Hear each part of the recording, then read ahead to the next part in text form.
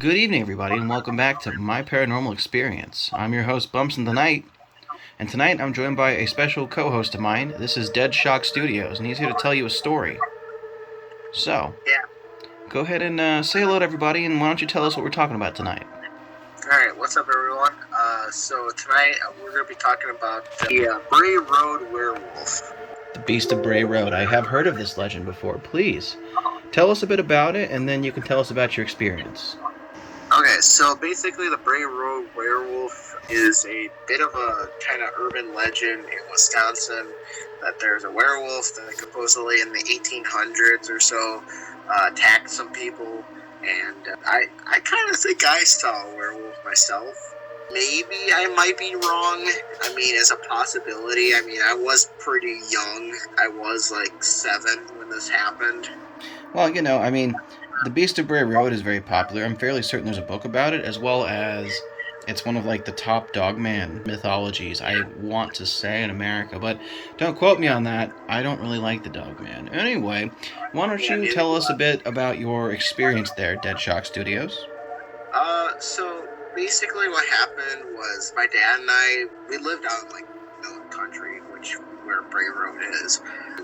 We were just coming back. I think we were coming back from a Christmas concert or something, because it was December. What part of Wisconsin is it in? Okay, it would be southeast Wisconsin. Okay, southeast. I'm just curious. Sometimes the viewers want to know, and I would not be surprised if now they're going to go check out Bray Road after this story. Okay, so you're coming back. It was in December. It snowed the night before. I remember that much. My dad had a really big barn that he built when I was really young for working on cars and stuff. We were coming back. We always parked in the back to get to the house, and my dad parked in back like we always did. Back of the barn? Yeah. Okay.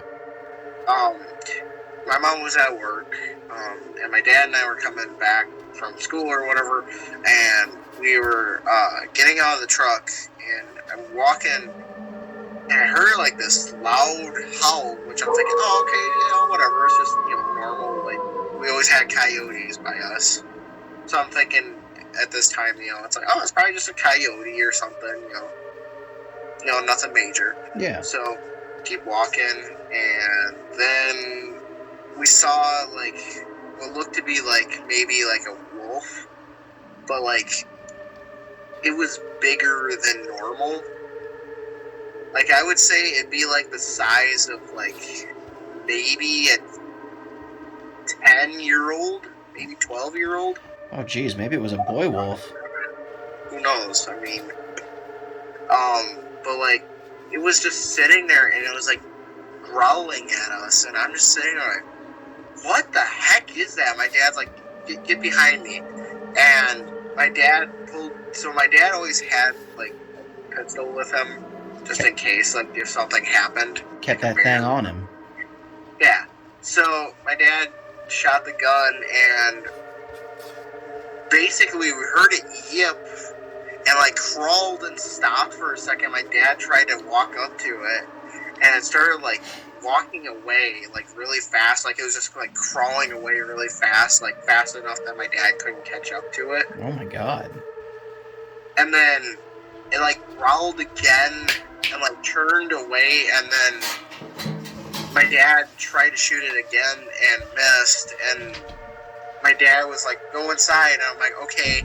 So I did. I go upstairs, and I go in my room, and I look out the window, and I see my dad sitting there shooting another round at it and missed it.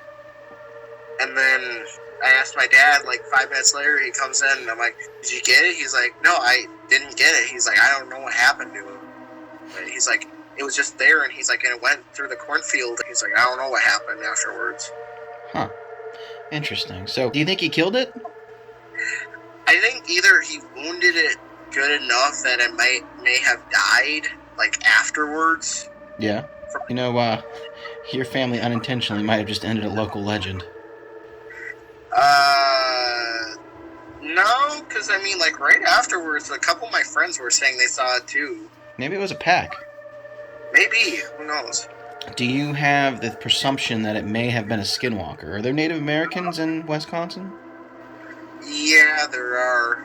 I mean, I could see it possibly being a skinwalker, but I don't know. It just seemed more like a werewolf, kind of. It just Okay. like it looked more like a normal wolf, but like its nose was just like a little longer than normal. So, was it a full moon that night? I think it was actually. It was Okay. either full moon or like close to it. Like it'd be like the next night was a full moon. Gotcha. Well, that sounds quite scary. You're lucky that you got away from it. I do find it ironic how you and our last host both, essentially, you didn't do it, but both of your situations, you guys fired weapons at mythological creatures, which may or may not have been supernatural. Wow, we're living in America. Nah, man, we're living in redneck country. Yeah, I wasn't going to take it there, buddy, but you said it. So, have you gone back to investigate the site of Bray Road since you've seen said werewolf die? No, because like the next summer I checked, I didn't see any blood or anything like that, and I think afterwards I just kind of went, yeah, whatever, I'm moving on with my life. And the next summer, anyways, I had to move from that house, and then I never went back to that house. So When you gain the ability, do you plan to ever go back and see if it remembers you? yeah, I do it, but I don't know exactly like where to go, like Okay. now, like where to go where with it. You know, too bad it was years ago because now'd be the perfect time to bust that smartphone out, you know? But nowadays, Yeah. it's just a little different. So, And it's no better. My dad. It's not like my dad could have recorded it either, because he had like the, like the half flip phone, half. probably a Motorola Razor or some shit. Yeah, it was probably one of those, because it was like the ones where it's like you flip it up and it's got the keyboard on the bottom. Gotcha. Well, it happens. It was years ago, but I still think it's amazing that if you did face the Beast of Bray Road, you survived. Yeah. It was hunting you. Well, you probably can assume safely it wasn't a skinwalker, because if it was, it would have hunted you down by now. They hold grudges. In Wisconsin, are there mountains in Wisconsin? More on like the west side. Alright, and have you ever been told to never whistle in the woods? No. Okay, so it sounds like you don't have certain folklore up there, which is technically a good thing, because it's dangerous. You don't have to go into the woods alone at night, right? Usually I try not to, yeah. I hope you wouldn't. Yeah, I mean, I had a couple of friends that said they might have seen it, like what they thought they saw it. Do you think they actually saw it, or do you think that yours might have been a lucky incident? I think mine was probably a lucky incident, and that they were just trying to do it just to say, like, that they saw it, but there's one person I would believe, because they used to live, like, right by Bray Road. When did you first hear about the legend? I'm just curious. Like, you obviously lived there. Did you know about it? Like, did kids used to tease you because you lived on Bray Road? No one really picked on me about that or anything. Like, my thing is Bray Road is kind of overhyped. Yeah. A bit. It's just a plain road. It's just a cornfield. It's just one giant cornfield, and it's a straight line. One giant cornfield, one parallel dimension. You know how these things turn out. Yeah, and I mean, yeah, it takes you to a small town, and there's like a statue of supposedly where the original sighting was. Do you think maybe this is the werewolf that inspired the werewolf in London? Possibly. Besides Bray Road, is Wisconsin heavy with werewolf lore? I guess. I mean, yeah, but not like by me. Like, we never really had like any of my family members or anything like try to tell us about like werewolf stories. It was kind of just more like Bray Road was like the big thing. Okay. Well, do you have any other closing statements on said monster? I hope I don't see it again. Well, good. Glad you were able to stare death in the face adversely. I don't know about that. Alright, well, I appreciate you taking your time to come onto our show tonight, and maybe go ahead and plug your channel here so we can give you a follow or a sub.